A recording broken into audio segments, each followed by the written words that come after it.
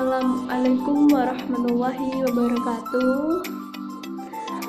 Saya Rafida Salma dengan NIM 53010190117 akan mempresentasikan materi tentang pembaharuan Islam di Mesir.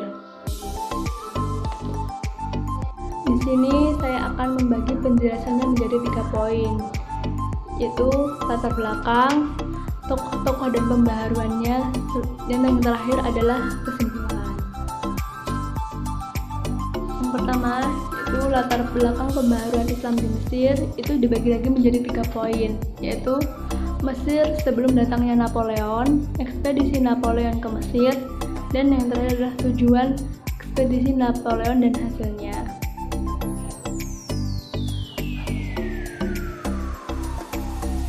Mesir sebelum datangnya Napoleon. Mesir adalah salah satu wilayah subur yang menjadi rebutan para penguasa di zaman itu. Letak strategis Mesir tepatnya di daerah Bulan Sabit, yang menjadi daerah perlintasan dagang Hindia dan Eropa melalui Laut Merah. Lintas dagang ke Italia melalui Laut Tengah yang berdekatan dengan Bizantium. Bila ditinjau dari peta politik, Mesir merupakan daerah strategis yang berdekatan dengan wilayah ternama sebagai pusat kota pemerintahan raja-raja khalifah seperti kota Syam, Palestina, Hijaz, juga berdekatan dengan Mekah dan Madinah, serta Damaskus dan Baghdad. Pada abad ke-17 Masehi, kekuasaan kesultanan dan kerajaan mulai memudar karena sebagian besar negara dikuasai oleh Barat. Kemunduran pada masa Sultan Salim II tahun 1566 sampai 1573 Masehi, pada dekade ini tercatat kekalahan Utsmani dari Angkatan Laut yang dipimpin Don Juan dari Spanyol, sehingga Utsmani kehilangan Tunisia. Dari uraian di atas, dapatlah digambarkan bagaimana kelemahan Mesir kala itu, sehingga Napoleon dengan mudah dapat masuk ke Mesir. Penjelasan materi yang kedua, ekspedisi Napoleon ke Mesir. Mesir yang pada itu dikuasai oleh kerajaan Utsmani dapat dikuasai oleh Napoleon. Dengan alasan ekspedisi, niat Napoleon untuk menjajah Mesir terbaca oleh para pemikir bangsa itu, untuk kemudian mereka mengadakan pendekatan kepada Napoleon, sehingga akhirnya kedatangan Napoleon amat berarti bagi masyarakat Mesir sebagai titik awal dari perkembangan pemikiran untuk memperoleh kemajuan di berbagai bidang kehidupan yang sebelumnya telah dilupakan. Ekspansi Eropa pada abad ke-17 merupakan suatu bentuk baru yang dimulai dengan perundingan Eropa dan pemerintahan Utsmani guna membentuk aliansi menghadapi Inggris. Percerdikan politik seperti ini berjalan dengan baik. Aliansi ini akhirnya berubah menjadi suatu fakta perdagangan yang memberikan hak-hak istimewa kepada orang Eropa, terutama Perancis, untuk berniaga di daerah kekuasaan Utsmani. Orang-orang Perancis dilindungi keselamatan jiwanya dan hartanya, juga kebebasan agamanya. Penguasaan terhadap Mesir ini merupakan usaha Napoleon untuk memutuskan komunikasi antara Inggris di barat dan India timur. Di samping itu, Perancis perlu memasarkan industri mereka. Penetrasi Perancis ini telah berkembang dengan cepat. Napoleon ke Mesir bukan hanya untuk membawa tentara. Dalam rombongan ini terdapat 500 kaum sipil dan 500 wanita. Di antara mereka terdapat 16 ahli dalam berbagai bidang ilmu pengetahuan. Di samping kemajuan materi ini, Napoleon juga membawa ide-ide baru yang sangat berpengaruh bahwa dapat merubah pola pikir orang-orang Mesir pada waktu itu. Ide-ide tersebut antara lain sistem pemerintahan republik, persamaan, dan kebangsaan.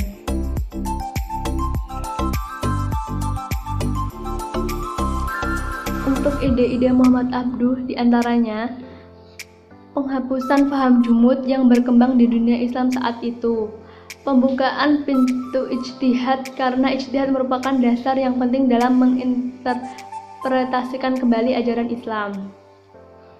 Penghargaan terhadap akal. Abduh mengatakan bahwa Islam adalah agama rasional yang sejalan dengan akal, sebab akallah ilmu pengetahuan maju. Kekuasaan negara harus dibatasi oleh konstitusi yang telah dibuat oleh negara bersangkutan.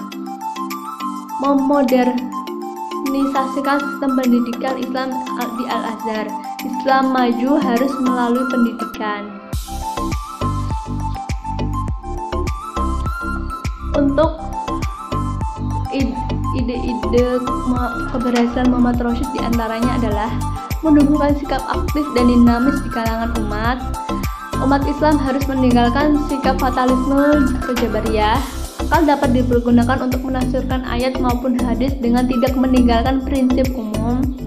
Umat Islam harus menguasai sains dan teknologi jika ingin maju. Kemunduran Islam disebabkan karena banyaknya unsur bid'ah dan khurafat yang masuk ke dalam ajaran Islam. Kebahagiaan di dunia akhirat diperoleh melalui hukum alam yang diciptakan oleh Allah. Perlunya menghidupkan kembali sistem pemerintahan khalifah.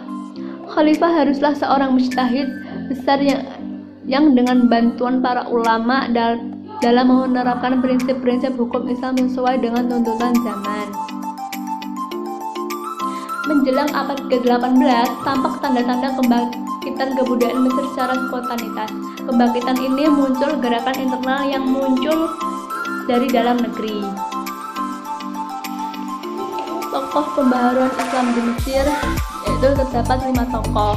Yang pertama Muhammad Ali Pasha, yang kedua Al-Tahtawi, yang ketiga Jamaluddin Al-Afghani, yang keempat Muhammad Abduh, dan yang terakhir adalah Muhammad Rashid Rizzo. Muhammad Ali Pasha. Sejarah Mesir dibuat oleh Muhammad Ali yang lahir pada bulan Januari tahun 1776 di Kafala, Albania, dekat pantai Macedonia. Dialah pendiri dinasti Mesir yang keturunannya memerintah Mesir sampai tahun 1552. Dia muncul di Mesir pada tahun 1799 sebagai salah seorang di antara 300 orang anggota pasukan yang dikirim Albania atas perintah Sultan Utsmani untuk mengusir Perancis. Setelah berhasil mengusir Napoleon dari Mesir, ia diangkat menjadi jenderal pada tahun 1801. Pada bulan November tahun 1805, ia menjadi penguasa di Mesir, dan bulan April tahun 1806 ia diangkat menjadi wali negara Mesir dengan gelar Pasha. Muhammad Ali pada tahun 1807 berhasil mengusir Inggris dari Rosetta. Keberhasilan Muhammad Ali Pasha dalam bidang militer yaitu diantaranya setelah Perancis dapat diusir Inggris pada tahun 1802 Masehi, Muhammad Ali Pasha mengundang seorang perwira tinggi Perancis dapat diusir untuk melatih tentara Mesir. Untuk keperluan itu mendirikan sekolah militer tahun 1815 Masehi dan mengirim pelajar untuk belajar kemiliteran di Perancis. Untuk keberhasilan dalam bidang pendidikan, pada tahun 1815 Masehi, Muhammad Ali Pasha mendirikan sekolah militer. Pada tahun 1816 Masehi, ia mendirikan sekolah teknik. Untuk sekolah pertambangan, yaitu pada tahun 1834 Masehi, dan untuk sekolah penerjemahan, yaitu pada tahun 1836 Masehi. Selain itu, ia juga banyak mengirim pelajar ke Perancis untuk belajar pengetahuan beberapa sains dan teknologi barat di Perancis. Dalam bidang ekonomi, Muhammad Ali Pasha berhasil pengambilan alihan pemilikan tanah oleh negara, dan hasilnya dipergunakan untuk kepentingan pembangunan negara. Dan untuk menjaga kesuburan tanah Mesir, ia membangun sebuah sebuah sistem irigasi sehingga hasil pertanian menjadi lebih baik. Al-Tahtawi. Tahtawi adalah bagian dari program perbaikan ekonomi militer Mesir yang dicanangkan Muhammad Ali. Pada tahun 1826, ia ditunjuk menjadi pemimpin atau imam delegasi pelajar tentara Mesir yang dikirim ke Paris, Perancis. Saat itu, Tahtawi sebetulnya sedang menikmati masa-masa indahnya belajar di Al-Azhar. Ia mendapatkan guru yang baik, di antaranya Syekh Hasan Al-Attar, guru dan pembimbing yang juga merupakan teman diskusinya yang mengasyikkan. Ia mengerti betapa luhurnya tugas tentara. Karenanya ia tak menolak ketika gurunya merekomendasikan menjadi imam delegasi pelajar tentara yang dikirim Muhammad Ali. Al-Tahtawi. Ide-ide Al-Tahtawi yaitu diantaranya ajaran Islam bukan hanya mementingkan soal akhirat semata, tetapi juga soal hidup di dunia. Umat Islam juga memperhatikan kehidupan di dunia ini. Kekuasaan absolut raja harus dibatasi oleh syariat dan raja harus bermusyawarah dengan ulama dan kaum intelektual. Syariat harus diartikan sesuai dengan perkembangan modern. Kaum ulama harus mempelajari filsafat dan ilmu-ilmu pengetahuan modern agar dapat menyesuaikan syariat dengan kebutuhan masyarakat modern. Pendidikan harus bersifat universal. Wanita harus memperoleh pendidikan yang sama dengan kaum pria. Istri harus menjadi teman dalam kehidupan intelektual dan sosial. Umat Islam harus dinamis dan meningkatkan Jamaluddin Al-Afghani mula-mula ke India, lalu ke Mesir memberi kuliah di hadapan kaum intelektual di Al-Azhar. Di antara muridnya yang terkenal adalah Muhammad Abduh dan Sa'ad Zaghloul. Karena persoalan politik di Mesir, Jamaluddin pergi ke Paris. Di kota ini ia mendirikan sebuah organisasi bernama Al-Urwatul Wuthqa yang beranggotakan muslim militan dari India, Mesir, Syria, dan Afrika Utara, yang bertujuan memperkuat persaudaraan Islam, membela dan mendorong umat Islam untuk mencapai kemajuan. Jamaluddin Al-Afghani, ide-idenya diantaranya adalah untuk mengembalikan kejayaan umat Islam di masa lalu dan sekaligus menghadapi dunia modern. Umat Islam harus kembali kepada ajaran Islam yang murni dan memahami Islam harus dengan risiko dan kebebasan.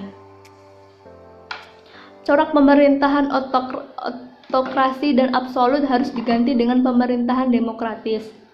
Kepala negara harus bermusyawarah dengan pemuka masyarakat yang berpengalaman.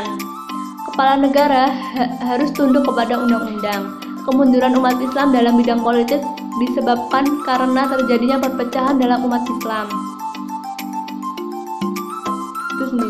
Tidak ada pemisahan antara agama dan politik.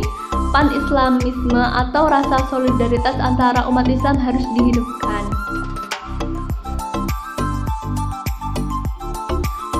Untuk ide-ide Muhammad Abduh diantaranya penghapusan paham jumud yang berkembang di dunia Islam saat itu, pembukaan pintu ijtihad karena ijtihad merupakan dasar yang penting dalam menginterpretasikan kembali ajaran Islam, penghargaan terhadap akal.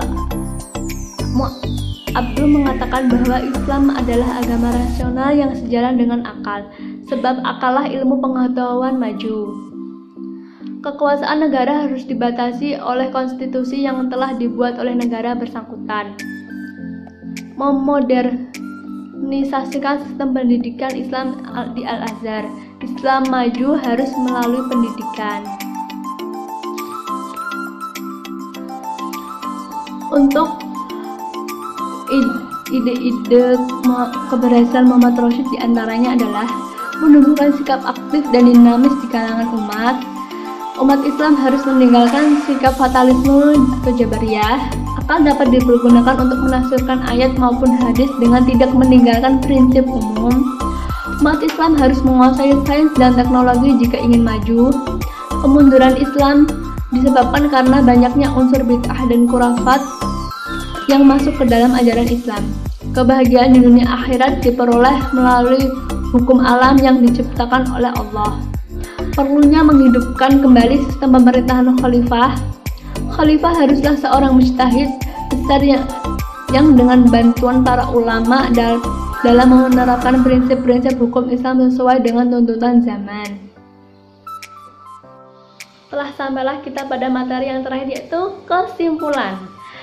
Kesimpulan dari materi yang saya paparkan tadi yaitu yang pertama, kebangkitan gerakan dan pemikiran modernisasi Islam di Mesir dilatar belakangi oleh kesadaran akan adanya intervensi bahkan penindasan terhadap bangsa Mesir yang dilakukan oleh pihak Eropa, terutama pimpinan Napoleon Bonaparte.